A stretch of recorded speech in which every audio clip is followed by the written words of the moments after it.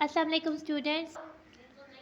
आज हमने करने हैं चैप्टर 1 की डेफिनेशन देखेंगे। ठीक है, तो चैप्टर 1 में ठीक है सबसे पहले जितने चैप्टर 1 एंड होता है पेज नंबर 60 में समरी दी हुई है। समरी का मतलब होता है कि हमने चैप्टर्स में पूरे चैप्टर में या पूरे यूनिट में जो समराइज चीज़ें पढ़ी है उसको समराइज़ करके लिखा हुआ है कि हमने ये इस यूनिट में पढ़ा है। ठीक है, सबसे पहले पॉइंट आ जाता है हमारे पास an equation which contains the square of the unknown variable या unknown quantity but no higher power.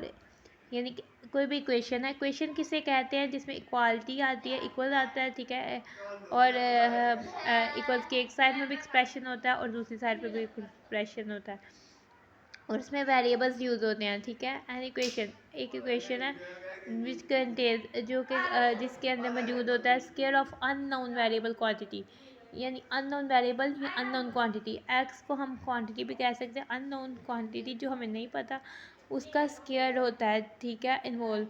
ठीक है, वो बट नो हायर पावर, लेकिन उससे हायर पावर नहीं होती, यानी स्क्वायर तक पावर होती है लेकिन उससे ज़्यादा हायर पावर नहीं होती, तो हम उसको कहते हैं, उस इक्वेशन को हम कहते हैं क्वाड्रेटिक इक्वेशन।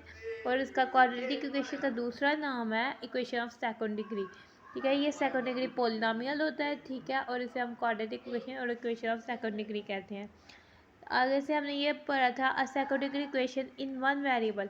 अगर हमारे पास सेकंड डिग्री इक्वेशन हो, ठीक है, जिसमें वन वेरिएबल या वन अननोन क्वांटिटी हो, तो उसे हम लिखते हैं इस तरह से a x square plus b x plus c is equal to zero, जिसमें ए यानी ए तो हमारे पास कोएफिशिएंट ऑफ एक्स के है, वो ज़ीरो के इक्वल नहीं होना चाहिए, और ए बी और सी जो वो रियल नंबर्स हैं। जब इक्वेशन को हम इस फॉर्म में लिख देते हैं तो हम उसे कहते हैं कि वो general form of quadratic equation है या standard form of a quadratic equation है। ठीक है, इसे हम जनरल या standard form of a quadratic equation कहते हैं। आगे से हमें कहते हैं equation is said to be reciprocal equation. कोई भी इक्वेशन जो है वो रेसिप्रोकल इक्वेशन तब कहलाएगी जब कि वो अनचेंज होगी, जबकि हम उसमें जो वेरिएबल मौजूद है उसका रेसिप्रोकल से उसको रिप्लेस करेंगे।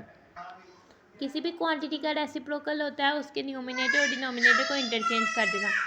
ठीक है, अब x है, ये न्यूमिनेटर है, इसके डिनोमिनेटर में कोई नहीं तो इसके डिनोमिनेटर में 1 है। अब हमने इंटरचेंज किया तो 1/x, हमने इसको इसके यानी वेरिएबल x है तो इसके रेसिप्रोकल क्या है 1/x है, उससे रिप्लेस करें इक्वेशन में तो हमारे पास इक्वेशन जो है वो सेम रहे यानी चेंज ना हो, तो हम उस इक्वेशन को कहते हैं reciprocal equation.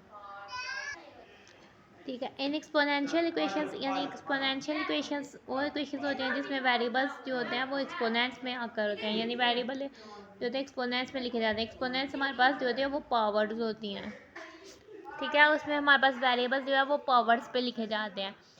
N equation involving under the radical sign, कोई भी इक्वेशन जो है रेडिकल साइन के अंडर यानी उसके बीच में लिखी जाए, यानी कि रेडिकल साइन हमारे पास कौन सा होता है, ये जो साइन है ये रेडिकल साइन है, उसे हम कहते हैं रेडिकल इक्वेशन। ठीक है, आगे से क्वाड्रेटिक फार्मूला हमने पढ़ा था फॉर ये क्वाड्रेटिक इक्वेशन अगर हमारे पास ए एक्स के plus b x plus c is equal to zero, a zero के इक्वल नहीं होना चाहिए, तो फिर उसके लिए हमारे पास क्वाड्रेटिक फार्मूला होता है x is equal to negative of coefficient of x plus minus square root of coefficient of x का square minus 4 into coefficient of a multiply by constant, और डिनोमिनेटर में हमारे पास आ जाता है 2 into coefficient of x square. ठीक है, एनी क्वाड्रेटिक आगे से equation is solve by following three methods. कोई भी क्वाड्रेटिक इक्वेशन दी हो जैसे एक्स के प्लस बी एक्स प्लस सी दी हो, हम उसको थ्री मेथड से सॉल्व कर सकते हैं। फर्स्ट है हमारे पास फैक्टराइजेशन से हम उसे सॉल्व कर सकते हैं, यानी हमारे पास जो कांस्टेंट है और कोएफिशिएंट ऑफ एक्स के उनका प्रोडक्ट के हम प्राइम फैक्टर्स लिखें, अगर प्लस है तो प्लस करके हमारे पास जो भी कोएफिशिएंट ऑफ एक्स है वो आंसर आना चाहिए, अगर माइनस है तो ऐसी पेयरिंग करें कि वो माइनस करके हमारे पास कोएफिशिएंट ऑफ एक्स का आंसर आना चाहिए। ठीक है, तो ये हमारे पास था फैक्टराइजेशन, फिर हम उसमें खोलते हैं, फिर हम उसके फैक्टर्स बनाते हैं। और दूसरा हमारे पास में आता है कंप्लीटिंग स्केयर। कंप्लीटिंग स्केयर में हम क्या करते हैं, कांस्टेंट को इक्वल्स के दूसरी साइड पे ले आते हैं, ए एक्स के प्लस बी, ये वाली टर्म्स का हम कंप्लीट स्केयर यानी एक्स स्केयर के कोएफिशिएंट ऑफ एक्स के हम 1 करते हैं, यानी हम पहले ए से डिवाइड करेंगे, फिर उसके बाद हम जो है जो कांस्टेंट है वो इक्वल्स के दूसरे साइड पे ले जाएंगे, फिर हम इसमें वो दोनों इक्वल्स के दोनों साइड वो चीज़ ऐड करेंगे जो कि हमारे पास कंप्लीट स्केयर बनाए थे। ठीक है, ऐड करेंगे, फिर हम जब कंप्लीट स्केयर बनेगा फिर हम टेकिंग स्केयर रूट में बोथ साइड ले लेंगे। ठीक है, फिर हमारे पास इससे सोल्यूशन आ जाएगा। थर्ड है क्वाड्रेटिक फार्मूला। क्वाड्रेटिक फार्मूला हमने कंप्लीटिंग स्क्वायर मैथड से ड्राइव किया था, वो हमारे पास आ गया। जस्ट हम फार्मूला जो याद किया हुआ है हम उसमें वैल्यू सब्सटीट्यूट करेंगे, क्वाड्रेटिक इक्वेशन को उसके स्टैंडर्ड फॉर्म में लिखने के बाद वैल्यू सब्सटीट्यूट करेंगे और हमारे पास क्वाड्रेटिक फार्मूला से डायरेक्ट जो है वो रिज़ल्ट आ जाएगा। आगे से आ जाए पेज, आपके बुक्स के पीछे ग्लॉसरी दी हुई है पेज नंबर 264 पर, ठीक है। उसमें आपको यूनिट नंबर 1 की डेफिनेशंस दी हुई हैं।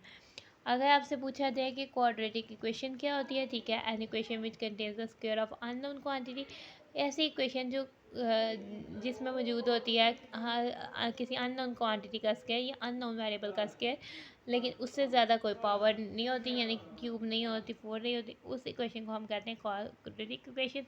और अगर हमसे सेकंड डिग्री इक्वेशन पूछा जाए तो उसे ही हम कहते हैं इक्वेशन ऑफ सेकंड डिग्री।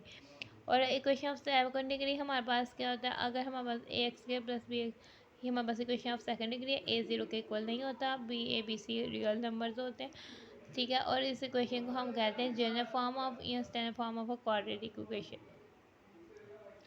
ये हमारे जनरल या standard form of quadratic equation होते हैं, ठीक है। ए जो है वो कोएफिशिएंट ऑफ एक्स स्क्वायर है, बी जो है हमारे पास कोएफिशिएंट ऑफ एक्स है, और सी जो है वो कांस्टेंट टर्म है।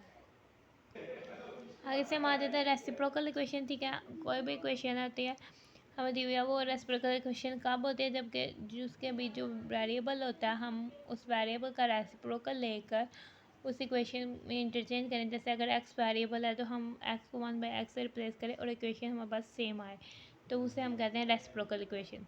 एक्सपोनेंशियल इक्वेशंस कौन सी इक्वेशंस होती हैं, ऐसी इक्वेशंस जिसमें जो वेरिएबल होता है वो एज अकर करे, यानी आए एक्सपोनेंट्स में। एक्सपोनेंट्स क्या होते हैं, पावर्स में आए, ठीक है। ऐसी इक्वेशंस को हम एक्सपोनेंशियल इक्वेशन कहते हैं। फॉर एग्जांपल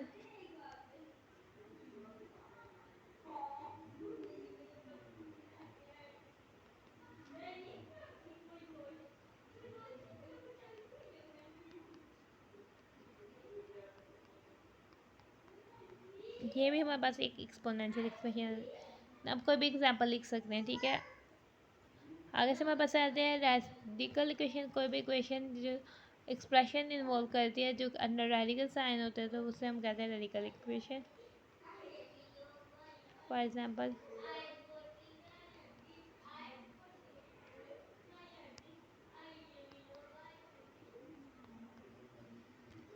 ठीक है, ये हमारे पास ये रेडिकल इक्वेशन है, ठीक है। अगर हमारे पास रेसिप्रोकल इक्वेशन की एग्जांपल देनी हो,